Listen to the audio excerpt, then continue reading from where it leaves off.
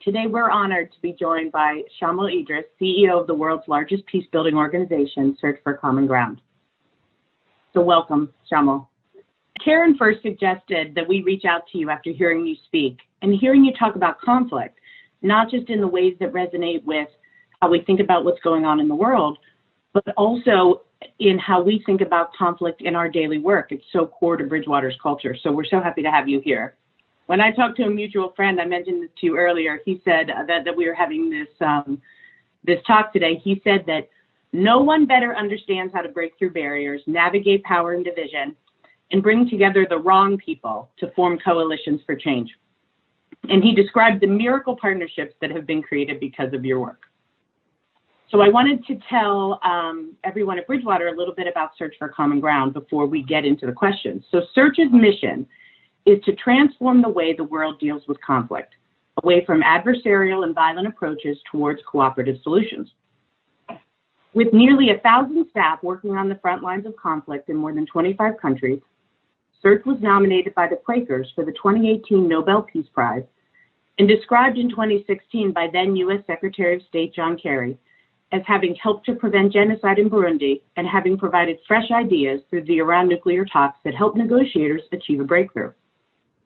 Earlier in his career, Shamil served on the steering committee of the World Economic Forum's Council of 100 Leaders and was appointed by UN Secretary General Kofi Annan as Deputy Director of the UN Alliance of Civilizations Initiative, where he supported 20 global leaders, including Archbishop Tutu and former heads of state and foreign ministers, to develop an action plan to improve relations between Western and Muslim-majority countries.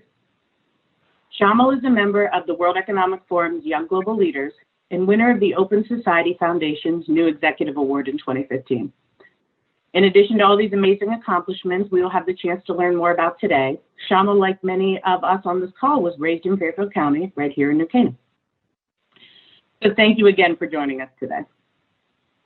My pleasure. Thanks. And thanks to Karen for teeing this up. Let me start with some questions about what your organization does more broadly, state of conflict currently, and how we might apply different peace-building frameworks to our own lives. And then we'll open up to the audience for questions. Great. So you run the largest peace-building organization in the world. Tell us more about that. What is peace-building? Well, peace-building is an approach to problem solving that addresses the root causes of destructive conflict, but does so in a manner that yields healthy relationships and more resilient communities.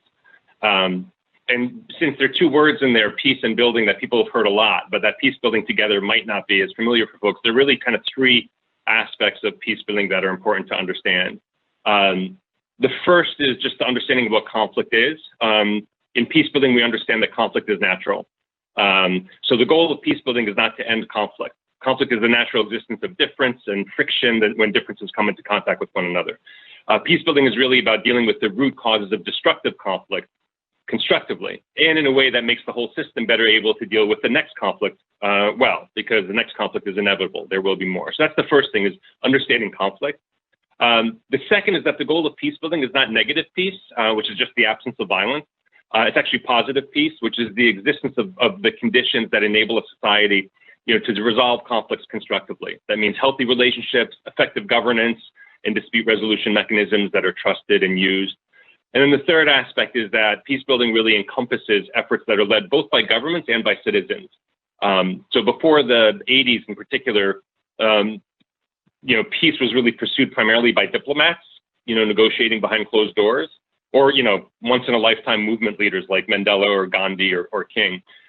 Since then, over the last 40 years, a discipline has really emerged, and peace building has grown as a field. But it's still fairly nascent in the sense that it was only over the last 2 years that peace building was entered into the English language dictionary. How does your organization go about building peace in these violent conflict zones? Well, there are really kind of three steps in the process. The first is to seek and amplify hope. Now, hope sounds very soft, and somebody once said, I think hope is not a strategy, so that's not the entirety of the strategy. But if you don't start with hope, particularly in conflict contexts, it's very easily to be paralyzed or become cynical, whether you're dealing with conflict between police and youth in a number of cities here in the US, or you're dealing with the conflict in Yemen or wherever it might be. There's a field that someone that's called might be aware of called appreciative inquiry. You all might be aware because actually the first time I came across the term appreciative inquiry was in a Harvard Business Review article that was talking about how you change the culture in your company. It had nothing to do with, international peace and conflict. And appreciative inquiry essentially says that the worst way to change behavior is to punish bad behavior, right? And that the best way to change behavior is to identify, celebrate, incentivize, and amplify every step towards the desired behavior, right? No matter how incremental it is. And as a parent, I see this. If I yell at my daughter, for the 15th time for not putting her shoes in the bin that I got for that specific purpose, it's much less effective than if I celebrate her like crazy because she put one shoe in today. She's much more likely to put two in tomorrow. And that it sounds flippant, but what we've seen in complex systems is that there's a big difference between trying to identify the biggest problems or the darkest spaces and shine light on them versus looking for where the existing cracks of light might be and blowing them out. So the first step of the process is to look for signs of hope.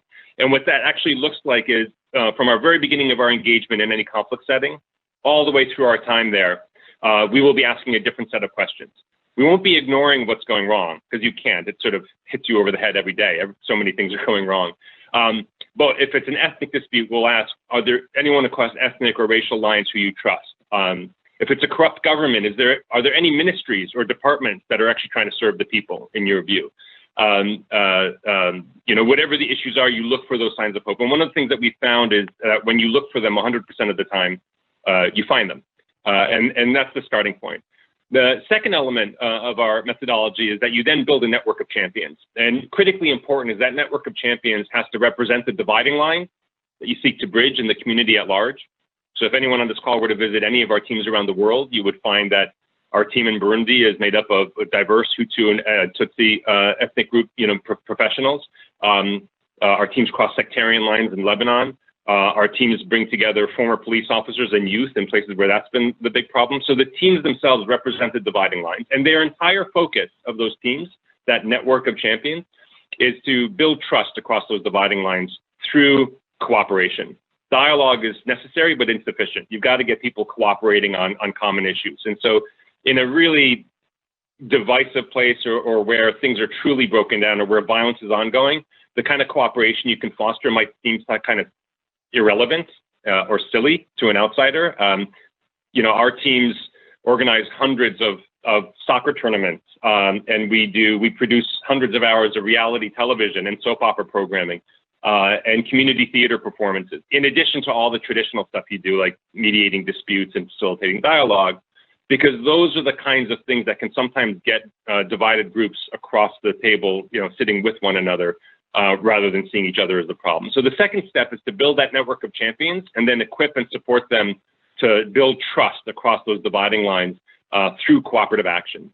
And then the third element of the methodology is to drive all that cooperation towards sustainable systemic change. We're not looking to just resolve a specific dispute, although you can certainly do that.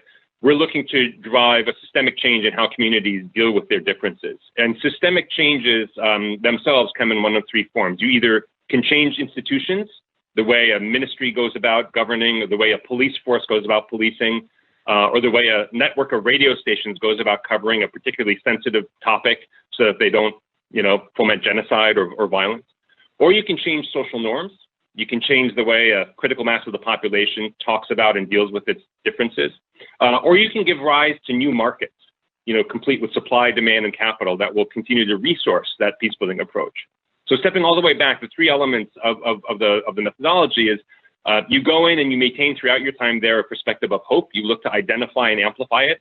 You build a network of champions that represent the dividing lines that they're trying to bridge in their communities at large, and you support them to foster cooperation across those dividing lines so as to build trust. And you drive all that cooperation towards systemic change, either in the forms of institutions, social norms, or markets. So that's the Cliff Notes version. That's great. Thank you. When I hear you say that, does it ever get in the way of do you have to stay objective, and how do you avoid taking sides? Who's right and who's wrong? So we have it's interesting because, we have very strong opinions, and we will put our foot down hard around the right kind of process a process that respects the dignity of all stakeholders, a process that is inclusive of everyone who has a stake in the conflict. Stakeholder is a very old-fashioned term, but it's a very important one to us. The best way to solve a problem is to bring together everyone who has a stake in how that problem will play out. And so we will be uncompromising when it comes to the kind of process. We will not assert strong views or usually any views on what we think the end result should be.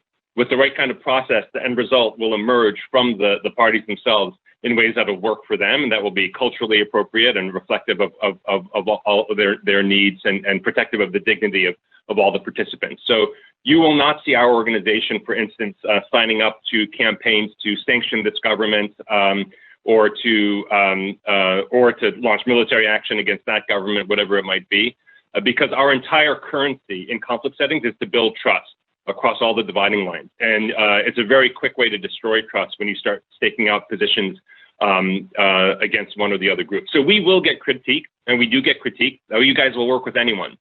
And that's kind of the point. We will work with anyone. There are plenty of other organizations and very good organizations that will take strong stances, point the finger at who's to blame. A lot of international human rights advocacy is advanced in that fashion, but we don't engage in any of that. So how it takes a certain kind of person probably to be involved in this kind of work. How did you get into peace building as a career, and how does somebody end up with the job? Yeah, it's a good question. I mean, I grew up, as you mentioned at the outset, I grew up not far from where many, if not all of you, live now, which is in New Canaan, Connecticut.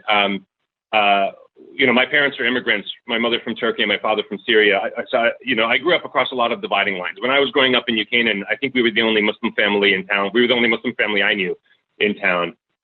Every summer we used to go to Turkey, kind of rural Turkey. It's now a small city in Turkey called Düzce, where my mother's entire extended family lives in one big compound. It's quite poor. And New Canaan, as you all know, is not poor. It's quite wealthy. I would spend a couple months every summer there as I was growing up.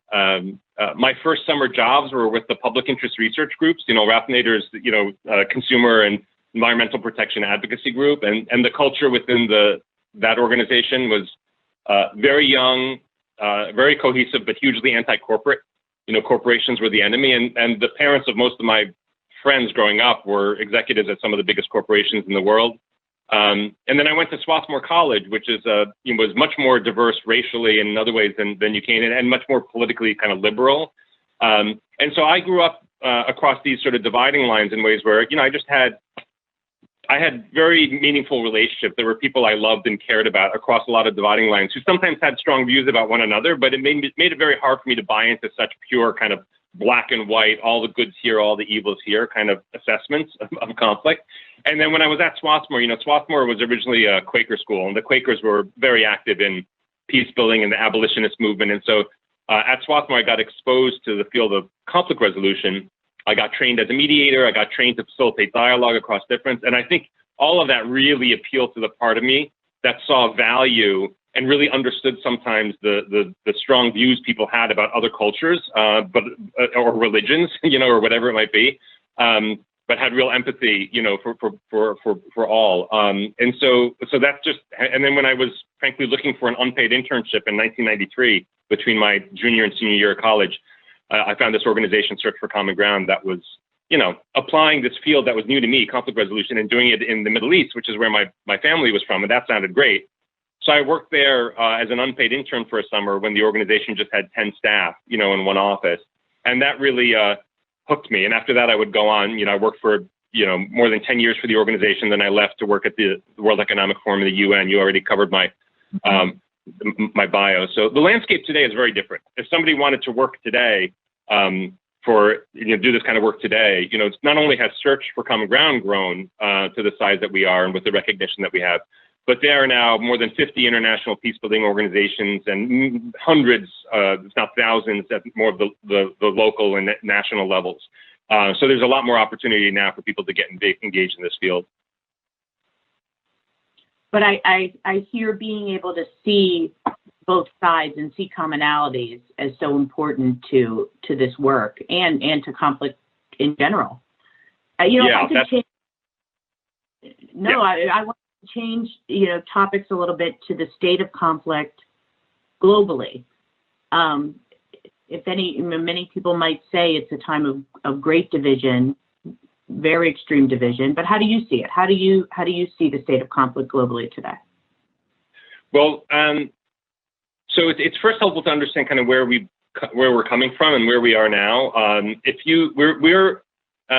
We I think are in the sort of death throes of international liberal multilateral system for preventing violent conflict and collaboratively solving problems. So if you look at the period from the end of World War II until today, the 70 years from 1950 until today, what you see is that levels of violent conflict dropped from 1950 into the turn of the century until 2000 to the lowest levels in recorded history, by far the lowest levels, both on an aggregate and a per capita basis. So even adjusting for population growth and all that, that levels of violent, people killed from violent conflict dropped to the lowest levels in recorded history. And as those levels dropped, every other measure of human well-being, almost every other measure, exploded in some ways, in unprecedented ways, in positive directions.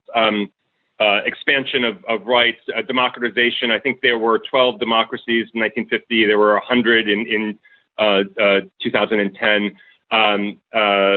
Every single region of the world saw drops in poverty levels and increases in economic productivity. Every single region of the world. Eradication of disease. You can kind of go down the list of almost everything. And so as you see the levels in violence dropping down, you also saw almost every other measure of human well-being exploding in a positive way, which is why people like, you know, Nick Kristof and Bill Gates and Steven Pinker and others, if you read them, are all saying this is by far the best time ever to be alive, right? The one really clear exception to that explosion in positive trend lines is climate, is what's been happening with climate, and we're all paying the effects of that now. That system that was set up after 1950, that system relied on states to handle problems, on states to negotiate and prevent conflict. And if you look at the Charter of the UN, the first words in the Charter, it was established to prevent another war between the great powers. It was the first and primary purpose. We've been through 2 world wars, and the UN and then other systems like the European Union, the African Union, and others, they were set up to prevent war and to facilitate multilateral problem solving, you know, between countries. And so that whole system is predicated on one principle, which is state sovereignty, right? So state sovereignty is it's the ticket to the dance. You get into the UN system if you're a recognized state, right? And the idea is that we all can sit here representing our different states, and we're going to agree on one thing: I'm not going to violate your borders, you're not going to violate mine, you know, and on everything else, we'll try to work out our problems together, right? So state sovereignty was both the way that you got in, and it was the inviolable principle that the system was set up to protect. We're not going to invade each other, you know, going forward, and we're going to use that basis to solve problems together. And again, that system paid incredible dividends that I've already covered. Starting in 2000 and up to now, so the first 20 years of this century and what we're living right now, we're living at a 30-year high in levels of violent conflict, right? And that system that was set up, as with all systems that eventually collapsed, it had the seeds of its own destruction baked into it from the beginning. So, you know, what do you do if your system relies on state action? What do you do when there are problems that escape the capacity of states to handle? What do you do when states start really losing their legitimacy in the eyes of their people and you have popular revolutions? You know, or states sort of collapse. The Nigerian National Security Advisor, Nigeria is a very important country, right? It's 1 out of 5 Africans is Nigerian. The Nigerian National Security Advisor was talking to my head of programs there and saying, you know, when Boko Haram attacks in the northeast of the country, Boko Haram is the extremist group, violent extremist groups that's destabilized northeast Nigeria and that whole region. He said, when they attack, he said, I'm a military man. As a national security advisor, I have a button I know how to push. I can send in the military, and I know I'll get short-term stability. But I know that everything they do to get that stability today is going to feed the next Boko Haram recruitment drive tomorrow. The sort of repression approach is going to kick back and cause bigger problems later. And I tell that story, and he ended his little kind of complaint by saying, I need more buttons to push, right? And we're hearing that from state leaders everywhere, and not just the open states, right? We're hearing that from military leaders, national security advisors, politicians. that the buttons that states have to push, which oftentimes rely on top-down command and control or military approaches or whatever, that these buttons don't work to deal with conflict dynamics today. And so, you know, to answer your question, where do we see conflict right now? You're seeing two forms of conflict that are feeding these rising rates of violence. One is collapsing states, like Rwanda in 1994, Syria today. When a state begins to collapse, or people see that a leader is turning on his own people, as you know, as happened in Rwanda, you know, if you've got a system that says, hey, we're not going to violate each other's borders no matter what, the system really struggles with, well, what do we do about that? You know, and the second form of violent conflict are non-state actors like Boko Haram, like ISIS or Al Qaeda, or any of the violent radical Hindu or Buddhist groups across Southeast Asia. White supremacist groups and other identity groups that are now internationally networked and inspiring attacks from Oslo to Christchurch, New Zealand, to El Paso, Texas, or even drug cartels that have well beyond urban phenomena now and are international, you know, networks. The thing that's similar about all those non-state actors, whether it's the Sinaloa cartel or Al Qaeda or the Hammerskin Nation white supremacist group, none of them have a seat at the UN. They don't play by those rules, right? So states are really struggling. That system that we set up after World War II is struggling to deal with collapsing states and the huge impact that can have across entire regions, the way Syria is today, and struggling to deal with non-state actors. And so there's a need to either evolve that system substantially or reinvent the system. And meanwhile, while we're dealing with all of that on the level of violent conflict, we're also seeing some of the globally critical issues that we need to solve, like climate change, aren't yet generating sufficient, you know, political will to mobilize. So the system is teetering at best and may be collapsing on us. And so we're now at this, you know, scary but also exciting time, if we can harness it, of needing to make the transition between one world order and what's going to come next. And how do you see technology or advancements in the way that we all communicate with each other affecting that global? So technology is a tool, right? So it's a great question, because it's been one of obviously the biggest factors affecting everyone's life globally. The explosion of interactive technologies, social media platforms. As with every tool, it's not good or bad. It just is, and it can be used for good or bad purposes. Just like you can use a hammer to beat someone over the head or to build a house, right? So, and we are seeing, you know, in theory, this should be the golden age for peace building, because we are now connected across our dividing lines as never before in human history. And even though there are still dark spots that don't have internet penetration, you know, every year, the trend's not going back. Every year more, I think it's 1 billion people are expected to come online in the next 10 years. So technology is connecting us. We are seeing a lot of the negative uses and effects of technology. Although theoretically we all have access to a lot more sources of information right now, we tend to subscribe to those sources of information that reinforce what we already believe. And so you get what is popularly known as information silos, right? And what happens when you silo yourself off from other perspectives is not just that you become ignorant of those other perspectives, but research shows, and our experience very directly is clear, that you actually become more extreme in your views.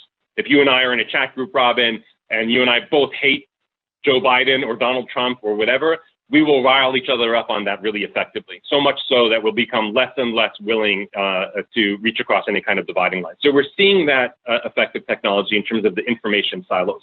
Then we're also seeing the manipulation and people using, and a lot of the places where we work, extremist groups are using WhatsApp in particular, the anonymous nature of WhatsApp to recruit to extremist groups and to mobilize violence against groups. So there are a lot of negative aspects to it that are playing out, and it would be hard for me to overstate how dangerous those trends are. For those who are aware of what happened with the genocide in Rwanda, right? Radio Mille Collines was the famous radio station that really fomented and ginned up the population to perpetrate a genocide.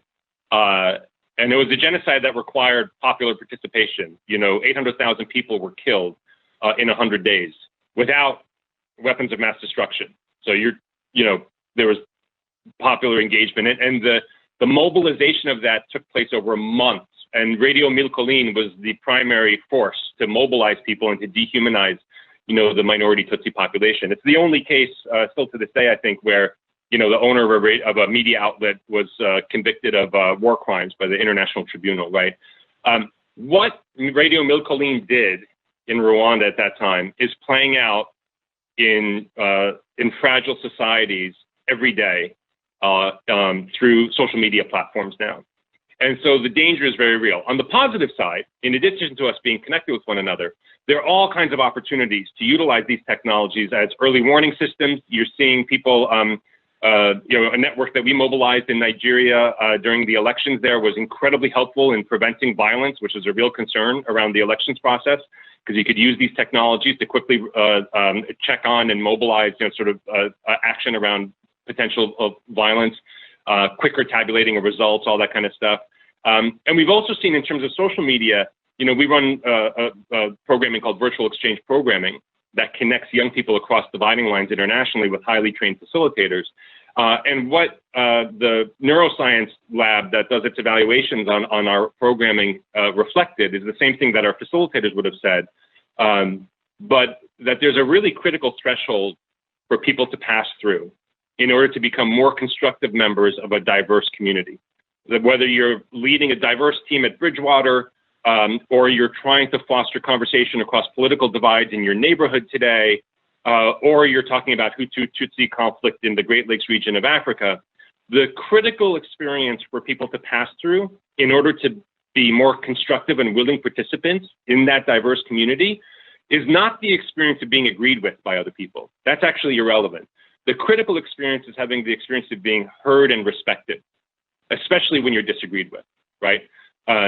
So when people disagree with you, and in the small groups that we foster dialogue across kind of Western and Muslim majority societies through our virtual exchange programs, very regularly, young people will express views along that dividing line, such as, once they build enough trust to speak honestly with each other, somebody will say, you know what, I don't think your religion is peaceful. I think your religion is more violent than other religions. Or somebody else will say, you keep talking about the 9/11 attacks, and I don't think they happened the way you think they happened. I think the US and Israel organized them. These are very mainstream views, unfortunately, across the communities that we facilitate, but they almost never get discussed openly across those dividing lines. And when a young person expresses one of those views, and the group that they're talking to, which is very diverse, responds where maybe every single person disagrees with them, but they're not shut down. On the contrary, they're really actually brought out more. When somebody says, I disagree totally with you, I'm even offended by what you just said, but I want to understand where you're coming from. Have you had personal experiences that make you feel this way? Where do you get your information from? Where do I get mine from? When somebody goes through that experience, that threshold experience, after that, they ask more questions of the group. They're more willing to acknowledge that members of their community might contribute to negative dynamics. They behave in all kinds of ways that you want a diverse team or community to behave, with greater curiosity and care for one another and less willingness to shout down or support violence against one another. So technologies are enabling a much more of that kind of experience. But we need to be much more intentional and serious about trying to expand. If a social media's company only metric is how many people are connecting online and how long do they stay online, that's not really getting us anywhere in terms of these issues. If you're looking at how do you enable and scale up the experience of being heard and respected across dividing lines, well, that's really exciting. As technology is enabling that to happen in our lifetimes at a level that we never could have even dreamed of before. I think that's a great transition also to how, because the lessons that you're sharing in this work are also related a lot, and you made the connection to the way we all deal with conflict in our own lives, whether that's our direct work and our direct relationships, or even our families or our children, like the shoe basket example you gave. What frameworks have you seen be impactful on a personal level for organizations in dealing with conflict? Well, I think there are a couple of things that are good to reflect on. And there are some real through lines between some of the principles and frameworks you use to dealing with international conflict to how you deal with conflict in your own community or even in your own family. Obviously, the more you get towards the national, the international, the regional, you have a lot more actors, you have more complexity of interdependencies and all those challenges. But a lot of the principles remain the same. So it helps. I'll share a few. I think it's helpful, first of all, to recognize there are two ways to drive change. There are probably a million ways to drive change, but there are two ways to drive change to reflect on for yourself. any of us. Adversarial approaches and collaborative approaches. Now, adversarial approaches start with, take an issue you really care about, something maybe that makes your blood boil, it's a really big one for you. And you identify everyone who agrees with you on that issue, and you ally yourself with them, and you identify everyone who opposes you, and you essentially go to war, with the former against the latter, right? And our legal system actually operates this way explicitly. It's an adversarial process on purpose. Political campaigning operates that way. Political campaigning, it's important to draw out the contrast, right? Because people need to make a choice. But so much of our efforts to drive change are based on adversarial approaches that we're way too over-invested in them. And in a world where interdependence is no longer an aspirational view, or it's a reality, COVID-19, if you didn't believe that before, COVID-19 might demonstrate that to you, or the 2008 financial collapse might demonstrate that to you. We are so interconnected, from economic systems to healthcare systems to, climate, that we have to recognize that win-lose approaches increasingly generate lose-lose outcomes, right? So adversarial approaches aren't dead, and I wouldn't say there's no place for them, but we are way over-invested in them. And so you can consider maybe when you might want to apply collaborative approaches. Collaborative approaches start from the same starting point. Pick an issue you really care about, the one that makes your blood boil, right? But the next step, rather than just identify allies and adversaries, try to identify everyone who has a stake in the outcome of that problem, including people who really disagree with you on it. So if you're concerned right now about the state of racial relations and police brutality, I would really invest in a process that reaches out and tries to bridge that divide and brings in former police officers, former gang members, youth advocates, community activists, others in a collaborative process to try to understand the issues together and begin tackling them together. Collaborative approaches take more time. They yield, in my view, much more creative and, more importantly, sustainable results. And they also build healthier relationships. So you're not just tackling the issue at hand, but you're building healthier relationships so that the next conflict can be tackled much more collaboratively. So that's the first framework I would encourage people to consider, is the difference between taking an adversarial versus a collaborative approach in how you deal with conflicts, in your own communities or in your company. The second is one I started with, maybe just recognizing that conflict is inevitable. It's not something to run from or to think that you can ever end.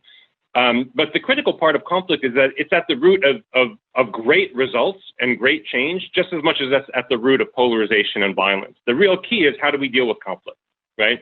The most effective teams are diverse teams who work well across their diversity, right? It takes time to work well across diversity. But if you recognize that conflict is inevitable, then you start to realize one of the key principles, which is to focus on the relationship at least as much as you focus on the issue, right?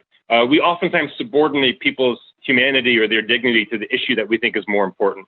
Well, again, in a world where interdependence is now a reality, whether we like it or not, we're kind of all on this boat together, and we're gonna sink or float together. Then you begin realizing that it's actually really important that you focus on that you take the time to build that relationship. The virtual dialogue program that I talked to you about, where when it succeeds, it enables young people to build enough trust where they will say things like, "I think your religion is violent," whatever. That program starts with a full 2 hours where we do identity exercises. For instance, everybody think of 3 elements of your identity. Pick one that you really want to talk about in depth today, and we're going to spend the entire 2 hours here, the 8 of us, going around sharing the 3 that we started with and talking about the one that's really important to us today, right? And those elements of identity could be, I'm a Yankee fan, I'm a devout Jew, I'm a day trader. It could be whatever. But that process, in a very natural way, builds linkages and aha moments over that whole 2 hours. We don't discuss any issues. We don't get into, what do you think of Israel-Palestine? What do you think about terrorism? You don't go into any of that in that session. We take that time to build a relationship. The time you invest in building and maintaining relationships greatly accelerates and enables you to solve problems across those dividing lines and build those relationships even deeper as you do it. And then there's some things that we can each work on that make us more effective at doing this. There's some basic skills. Listening skills are pretty critical. Leading with vulnerability, coming into a conversation saying, look, I'm a little nervous about having this conversation with you. You can, with your uncle across dividing lines, political dividing lines or whatever, but our relationship is really important to me, so I want to talk about something. Would you be willing to have that conversation? Leading with vulnerability can be very important. And there are a number of tools that you can apply.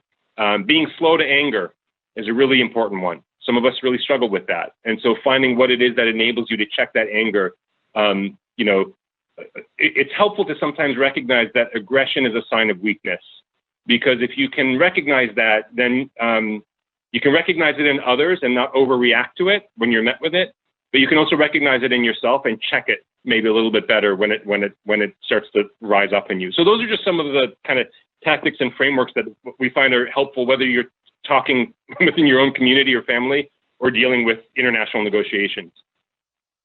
Right. It applies at all levels. Thank you for that. Yeah. So much seems applicable, but one thing that I wanted to ask about was are there some cases where peace isn't the right goal or the right method? Like, are there some cases where justice needs to be served in a way where violence is appropriate? Yeah, it's a great question, right? I think that's on a lot of people's minds today. So I disagree completely with the notion that peace and justice are separable. This whole notion, if you want justice, if you want peace, work for justice. I understand why people say it. I agree with it to the extent that the corollary also applies, that if you want justice, work for peace. Peace and justice are two sides of the same coin, and you can't really have one without the other. Again, peace is not the absence of violence or the absence of tension. Martin Luther King said that very clearly. And in fact, if you look at King's application of nonviolence, it was anything but passive. It was very disruptive. It was direct action. It was intended. It broke laws purposely when those laws were deemed to be unjust. I mean, it was in your face, and it forced a reaction. So just in terms of is peace always the right goal? I would say peace and justice are always the right goals. In terms of the pathway to get there, I think it's one of the powerful things about peace building is it aligns your means and your ends. I think it's very difficult to generate a just society through unjust means or a collaborative relationship through adversarial means.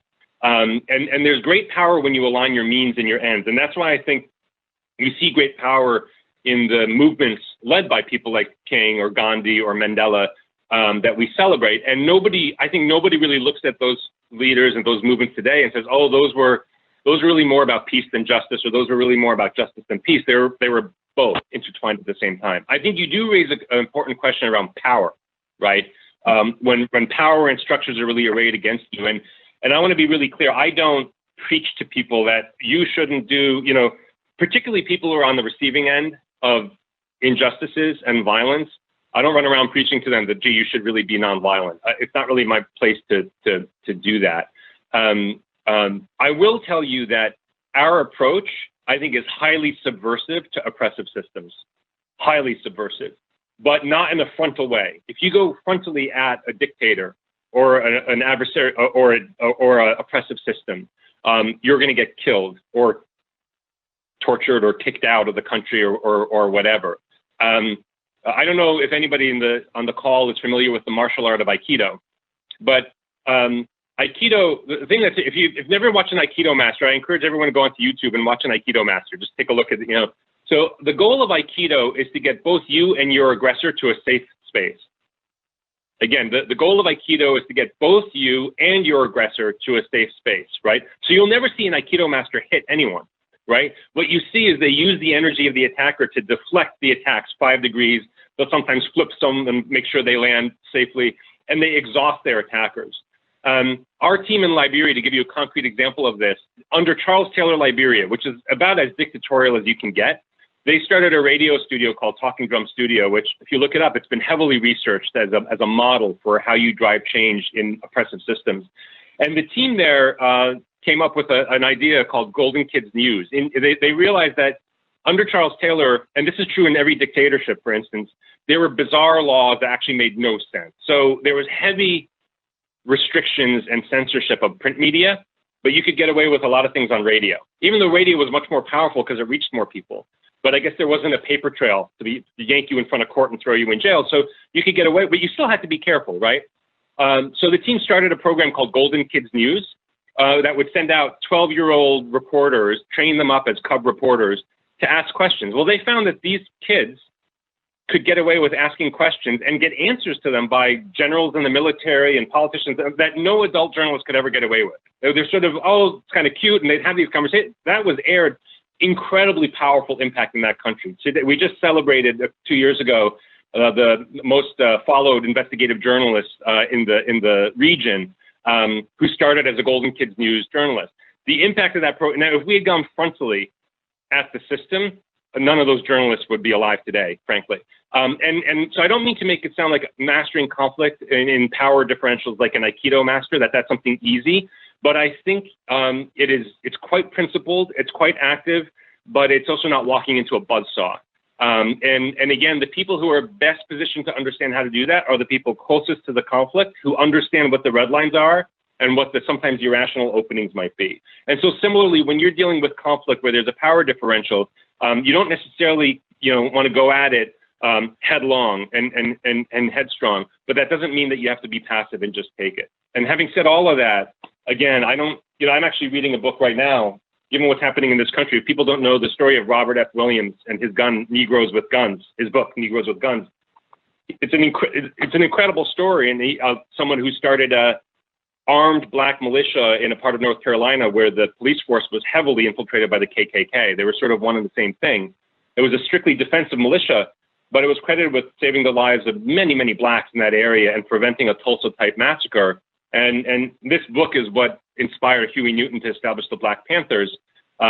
Big objections from Martin Luther King to this approach, whatever, but it's important for us to understand. So I would never go to somebody like Robert Williams and say, gee, you really shouldn't pick up a gun. I will tell you, the last thing I'll say on this is if you start applying adversarial means, especially violent means, it is near impossible to control them. It's like a fire that will very quickly get out of hand. And the person who started the fire very often becomes the one consumed by it, especially if they're not the one in the position of military power and force. So you got to be really cognizant of what it means to lead in an adversarial, let alone violent way. Thank you for that. I have so many more questions, but in the interest of time and with the chat filling up with questions from our audience, I wanted to turn to a few questions that our community is asking. First, Q's Fong has asked curious to hear how Search for Common Ground has intervened in some of these major conflicts. Like, how does it literally work? Who invites you into the process? How are the results achieved? Yeah. So, and when we were first starting out and nobody knew us, we were kind of hat in hand saying, hey, we might have something to offer here. Now we get invited in either by community members. For instance, when we started, the precursor to Talking Drum Studio was a studio we started in Burundi right after the Rwandan genocide. And that was the work that Secretary Kerry credited with helping prevent genocide that, Robin, you mentioned at the outset. That radio programming was heard in Rwanda and Eastern Congo. And the communities there asked our team if we could get engaged in those countries. We've had government leaders ask for our help. The Nigerian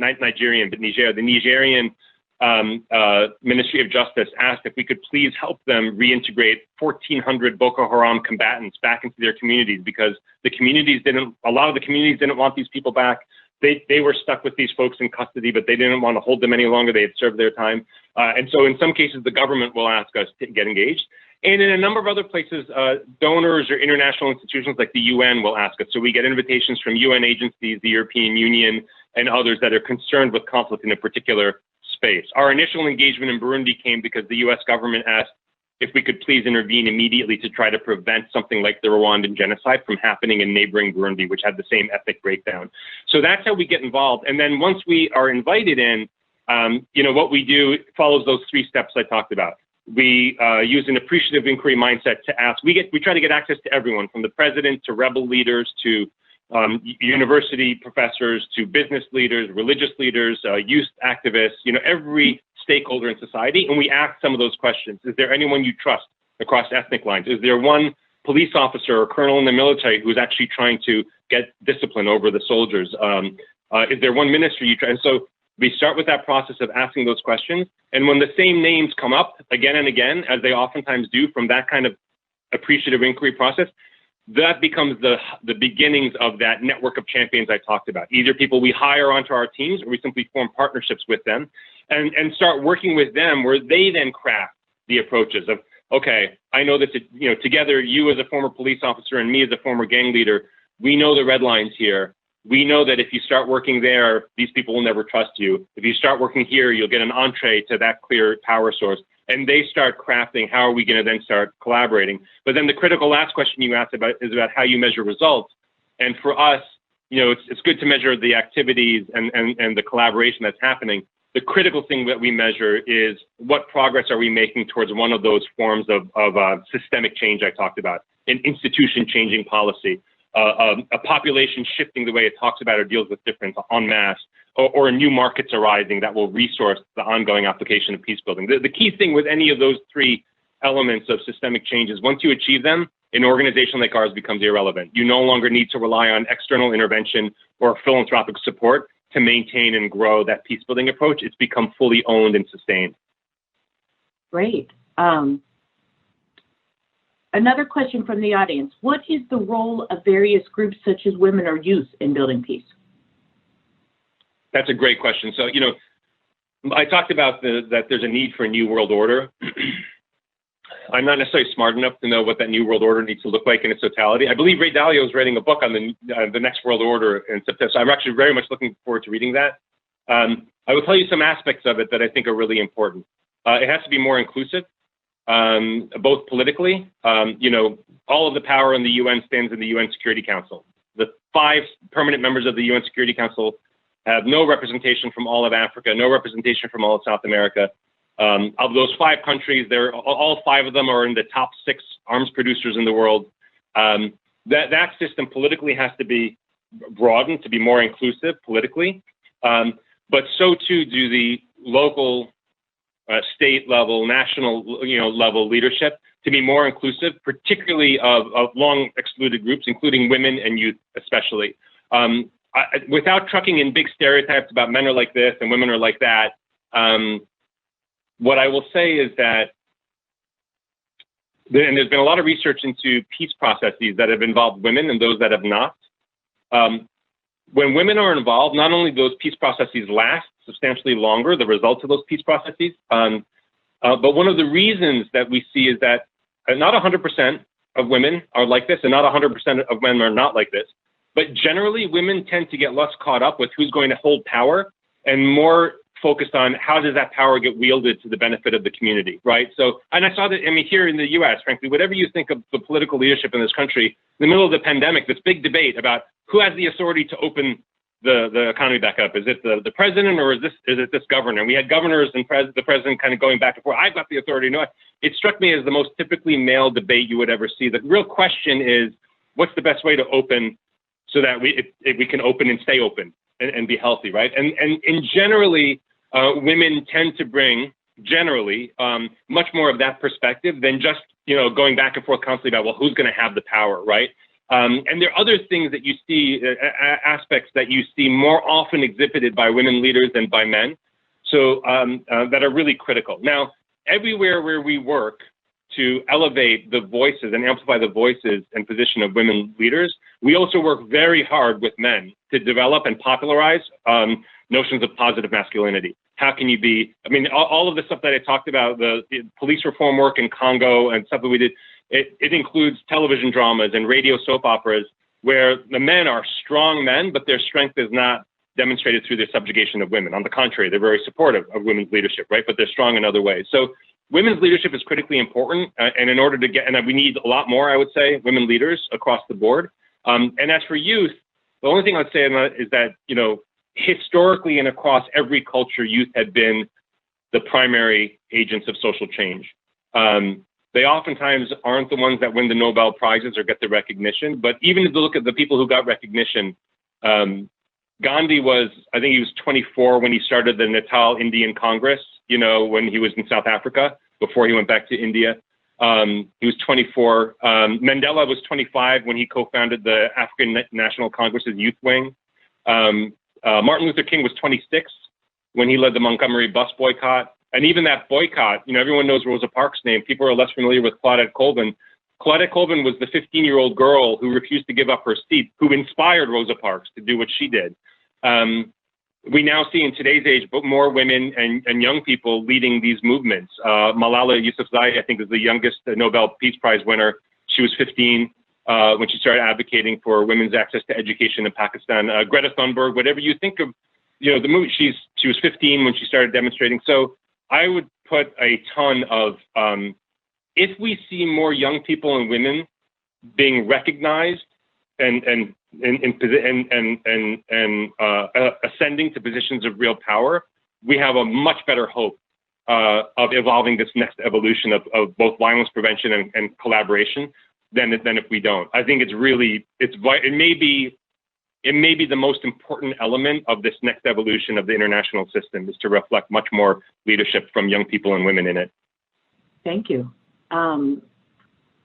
Another thing that's on a lot of minds of Bridgewater employees are COVID-19. How do you see COVID-19 exacerbating these issues of conflict, especially among groups who are already vulnerable? So COVID-19, yeah, it's interesting. Every crisis is full of both danger and opportunity, and COVID-19 is definitely that.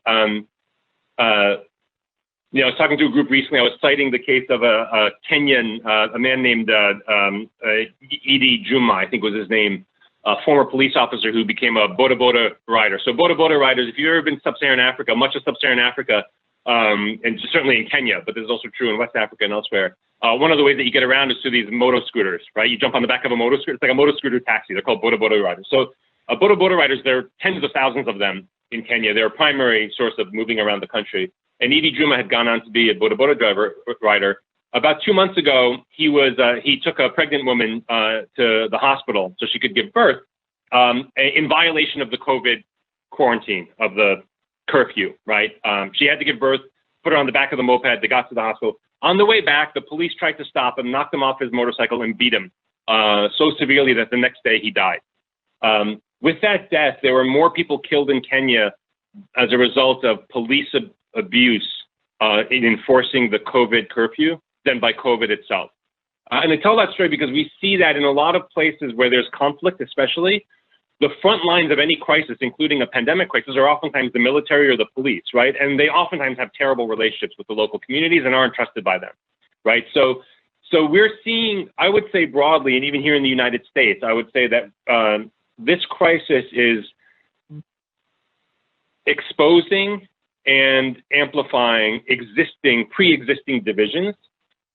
It's also opening up extraordinary opportunities. Right after that killing, our team in Kenya opened up dialogues between the Boda Boda Union and the police force, and got to the place now where they are leading together joint public awareness campaigns, going door to door with each other, one police officer and one Boda Boda rider, on the media, really helping to elevate the public health messages around COVID-19, that it is real, that it's serious, and steps that you need to take. In Myanmar, right after this, I have to email members of our board.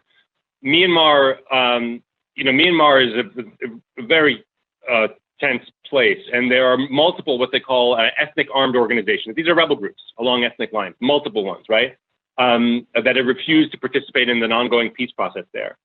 Because of COVID-19, our team there has been able to open up dialogue between the ethnic armed organizations and the government over how to respond to the public health crisis in a way that will keep all communities safe.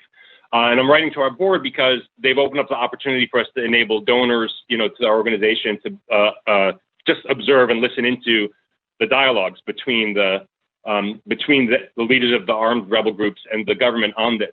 So crises like this can open up opportunities for dialogue, collaboration that can yield much bigger gains.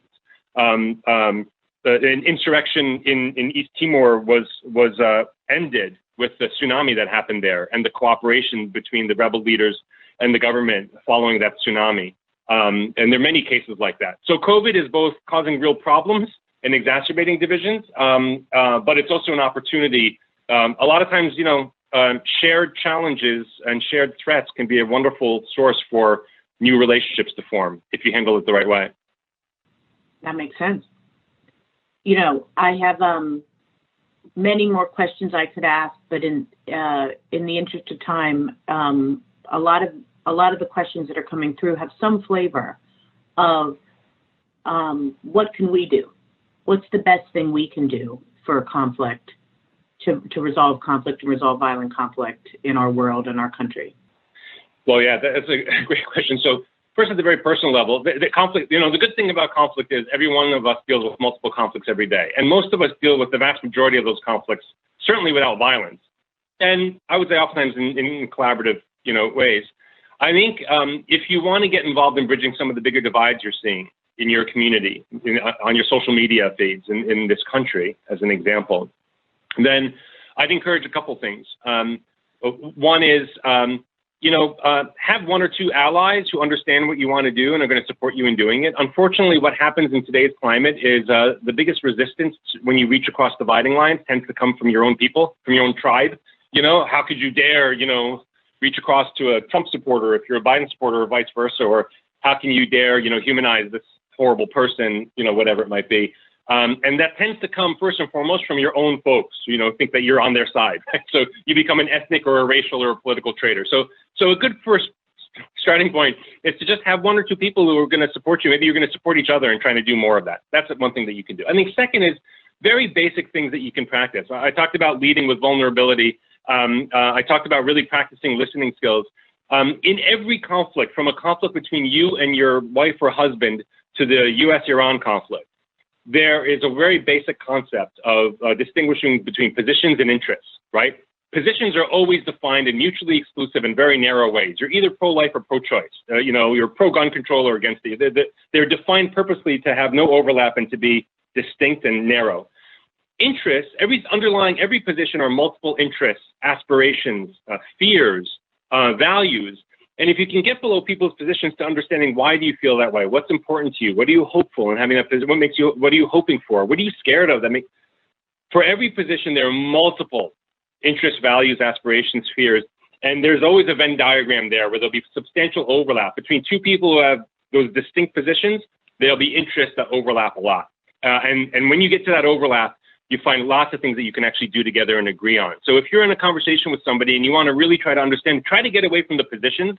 You're for that candidate, you're against this policy, and try to understand what's below it. And the best way to answer what's below it is ask why, and genuinely want to understand what the why is, not to prove them wrong, but to understand where they're coming from. Because oftentimes, that'll open up much greater areas of commonality. And the last thing that I would say is also my reason for being here with you all. There are ways you can get involved with our work. I really appreciate Karen opening this up and you, Robin, facilitating this. Our biggest concern right now is that people don't even think peace building is possible. And to the extent that people think about it at all, they tend to have a very outdated notion that peace is holding hands and singing songs, and it's kind of nice when you can afford it, but not realistic in the real world. That's not what we're talking about. That's not why national security advisors invite us in or UN agencies invite us in. And so we want to really elevate the visibility and the credibility of the peace building field as a whole, not just our organization, but that this exists. And the way that you can help us do that is opening up venues like this. We host conflict salons with small groups, families, and corporate offices and religious, synagogues and whatever else it might be. I'm doing a Rotary Club tomorrow. We do these virtually. I met Karen initially through one of those. Everyone on this call, if you're interested, could host one of those with people in your networks. So giving us visibility, introducing us to podcast hosts, to journalists who might be, we will really want to elevate our visibility, not just of our organization, but the broader field. We're also building ways that people can get involved in the organization, advisory boards. I'm rebuilding 3 boards that we have internationally in the US. And so we're looking to populate those with certain folks. And then we're always welcoming contributions. We get most of our funding from multilateral agencies like the UN and the EU, or foreign ministries like all the Scandinavian foreign ministries support us. But the most critical funding is the funding that comes from individuals, because it's much more visionary and leverageable. It's less restricted. We, on average, leverage every dollar from individuals to $16 from governments and foundations. So anyone who's interested in supporting us that way, we'd always welcome that, and anything would be most welcome. So I went over by a minute there. My apologies. Foremost, thank you so much for this. No, thank you so much. You gave us all so much to think about globally, nationally, in our work and in our personal lives. And I'm already getting for the future information and follow up of how people can learn more and get involved. So we'll make sure to send around everything, a nice packet after this, because I know people are really excited and interested. Thank you again for coming and being part of this for us. It was a great conversation, and I look forward to continuing. Sounds great. Thanks, Robin. Thanks all.